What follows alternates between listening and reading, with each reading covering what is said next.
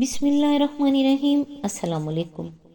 نبی کریم صلی اللہ علیہ وآلہ وسلم نے فرمایا، جب نماز کے لیے اذان دی جاتی ہے تو شیطان بھاگتا ہوا بڑی تیزی کے ساتھ پیٹھ موڑ کر بھاگتا ہے تاکہ اذان کی آواز نہ سن سکے، اور جب اذان ختم ہو جاتی ہے تو پھر واپس آ جاتا ہے، لیکن جو ہی تکبیر شروع ہوئی وہ پھر پیٹھ موڑ کر بھاگتا ہے۔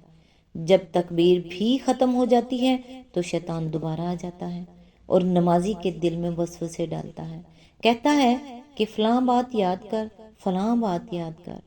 ان باتوں کی شیطان یاد دہانی کراتا ہے جن کا اسے خیال بھی نہیں تھا، اور اس طرح اس شخص کو یہ بھی یاد نہیں رہتا کہ اس نے کتنی رکعتیں پڑھی ہیں۔ صحیح بخاری حدیث نمبر 608۔ آج انشاءاللہ سورہ ضحیٰ کی آیت نمبر 4 سے سٹارٹ کریں گے۔ اس کا ترجمہ اور تفسیر تفہیم القرآن سے بیان کروں گی جو اہل سنت جماعت کے لیے ہے۔ اعوذ باللہ من الشیطان الرجیم، بسم اللہ الرحمن الرحیم۔ اور یقیناً تمہارے لیے بعد کا دور پہلے دور سے بہتر ہے۔ اس کی تفسیر ہے، یہ خوشخبری اللہ تعالیٰ نے نبی کریم صلی اللہ علیہ وآلہ وسلم کو ایسی حالت میں دی تھی جبکہ چند مٹھی بھر آدمی آپ کے ساتھ تھے، ساری قوم آپ کی مخالف تھی، بظاہر کامیابی کے آثار دور دور نہیں نظر آتے تھے۔ اسلام کی شمع مکہ میں ٹمٹما رہی تھی اور اسے بجھا دینے کے لیے ہر طرف اٹھ رہے تھے۔ اس وقت اللہ تعالیٰ نے اپنے نبی صلی اللہ علیہ وآلہ وسلم سے فرمایا کہ ابتدائی دور کی مشکلات سے آپ ذرا پریشان نہ ہوں، ہر بات کا دور پہلے دور سے آپ کے لیے بہتر ثابت ہوگا۔ آپ کی قوت، آپ کی عزت و شوکت اور آپ کی قدر و منزلت برابر بڑھتی چلی جائے گی اور آپ کا نفوذ و اثر پھیلتا چلا جائے گا۔ پھر یہ وعدہ صرف دنیا ہی تک محدود نہیں ہے، اس میں یہ وعدہ بھی شامل ہے کہ آخرت میں جو مرتبہ آپ کو ملے گا وہ اس مرتبے سے بھی بدرجہ بڑھ کر ہوگا جو دنیا میں آپ کو حاصل ہوگا۔ طبرانی نے اوسط میں اور بہقی نے دلائل میں ابن عباس کی روایت نقل کی ہے کہ حضور صلی اللہ علیہ وآلہ وسلم نے فرمایا، میرے سامنے وہ تمام فتوحات پیش کی گئیں جو میرے بعد میری امت کو حاصل ہونے والی ہیں، اس پر مجھے بڑی خوشی ہوئی۔ تب اللہ تعالیٰ نے یہ ارشاد نازل فرمایا کہ آخرت تمہارے لیے دنیا سے بھی بہتر ہوگی۔ آیت نمبر 5۔ اور ان قریب تمہارا رب تم کو اتنا دے گا کہ تم خوش ہو جاؤ گے۔ اس کی تفسیر ہے، یعنی اگرچہ دینے میں کچھ دیر تو لگے گی لیکن وہ وقت دور نہیں ہے جب تم پر تمہارے رب کی عطا و بخشش کی وہ بارش ہوگی کہ تم خوش ہو جاؤ گے۔ یہ وعدہ حضور صلی اللہ علیہ وآلہ وسلم کی زندگی ہی میں اس طرح پورا ہوا کہ سارا ملک عرب، جنوب کے سواحل سے لے کر شمال میں سلطنت روم کی شامی اور سلطنت فارس کی عراقی سرحدوں تک، اور مشرق میں خلیج فارس سے لے کر مغرب میں بحیرہ احمر تک آپ کے زیر نگین ہوں گے۔ عرب کی تاریخ میں پہلی مرتبہ یہ سرزمین ایک قانون اور ضابطے کی تابع ہو گئی، جو طاقت بھی اس سے ٹکرائی وہ پاش پاش ہو کر رہ گئی۔ کلمہ لا الہ الا اللہ محمد رسول اللہ سے وہ پورا ملک گونج اٹھا جس میں مشرکین اور اہل کتاب اپنے جھوٹے کلمے بلند رکھنے کے لیے آخری دم تک ایڑی چوٹی کا زور لگا چکے تھے۔ لوگوں کے سر ہی اطاعت میں نہیں جھک گئے بلکہ ان کے دل بھی مسخر ہو گئے، اور عقائد و اخلاق اور اعمال میں ایک انقلاب عظیم برپا ہو گیا۔ پوری انسانی تاریخ میں اس کی نظیر نہیں ملتی کہ ایک جاہلیت میں ڈوبی قوم صرف 23 سال کے اندر اتنی بدل گئی ہو۔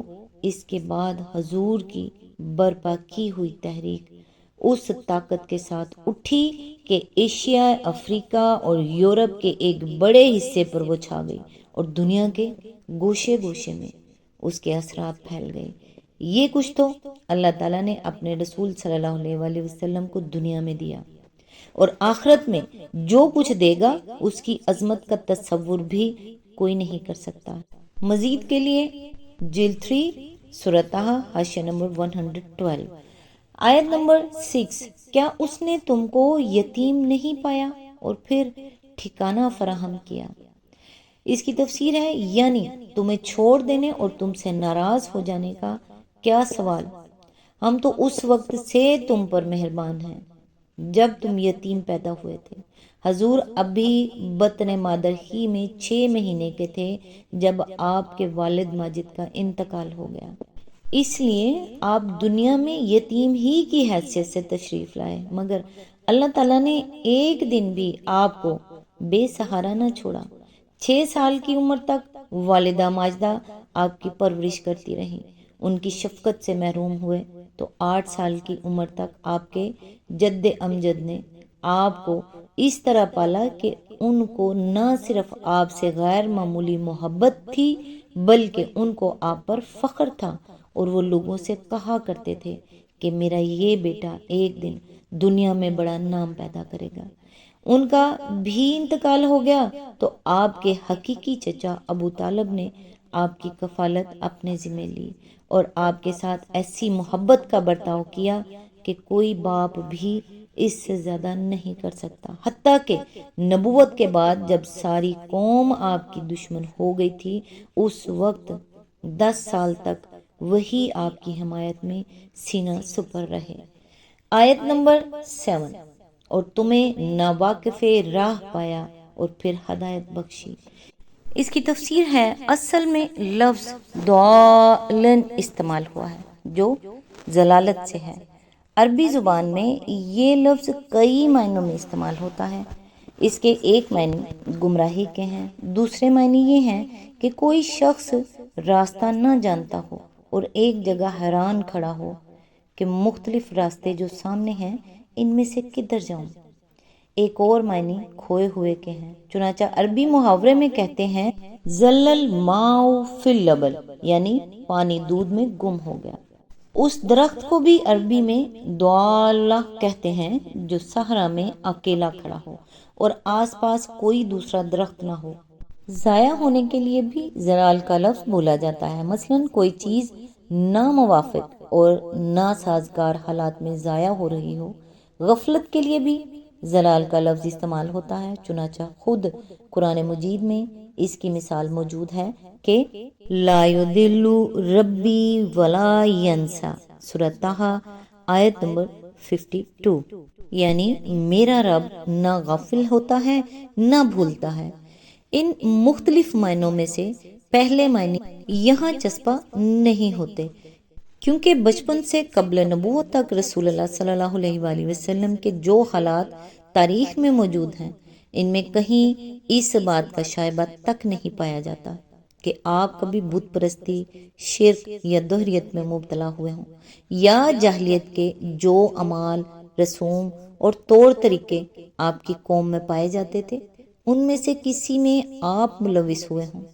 اس لیے لا محالہ وَوَجَدَ کا ضالن کہ یہ معنی تو نہیں ہو سکتے کہ اللہ تعالیٰ نے آپ کو عقیدے یا عمل کے لحاظ سے گمراہ پایا تھا، البتہ باقی معنی کسی نہ کسی طور پہ یہاں مراد ہو سکتے ہیں، بلکہ ہو سکتا ہے کہ ایک ایک اعتبار سے سب مراد ہوں۔ نبوت سے پہلے حضور صلی اللہ علیہ وآلہ وسلم اللہ کی ہستی اور اس کی وحدانیت کے قائل تو ضرور تھے، اور آپ کی زندگی گناہوں سے پاک اور فضائل اخلاق سے آراستہ بھی تھی، لیکن آپ کو دین حق اور اس کے اصول اور احکام کا علم نہ تھا، جیسا کہ قرآن مجید میں فرمایا گیا ہے ما کنت تدری ما الکتاب ولا الایمان، سورہ شورى آیت نمبر 52، یعنی تم نہ جانتے تھے کہ کتاب کیا ہوتی ہے اور نہ ایمان کی تمہیں کوئی خبر تھی۔ یہ معنی بھی اس آیت کے ہو سکتے ہیں کہ حضور ایک جاہلی معاشرے میں گم ہو کر رہ گئے تھے اور ایک ہادی اور رہبر ہونے کی حیثیت سے آپ کی شخصیت نبوت سے پہلے نمایاں نہیں ہو رہی تھی۔ یہ مطلب بھی ہو سکتا ہے کہ جاہلیت کے صحرا میں آپ ایک اکیلے درخت کی حیثیت سے کھڑے تھے، جس میں پھل لانے اور ایک پورا باغ کا باغ پیدا کر دینے کی صلاحیت تھی، مگر نبوت سے پہلے یہ صلاحیت کام نہیں آ رہی تھی۔ یہ مراد بھی ہو سکتی ہے کہ اللہ تعالیٰ نے جو غیر معمولی قوتیں آپ کو عطا کی تھیں وہ جاہلیت کے ناسازگار ماحول میں ضائع ہو رہی تھی۔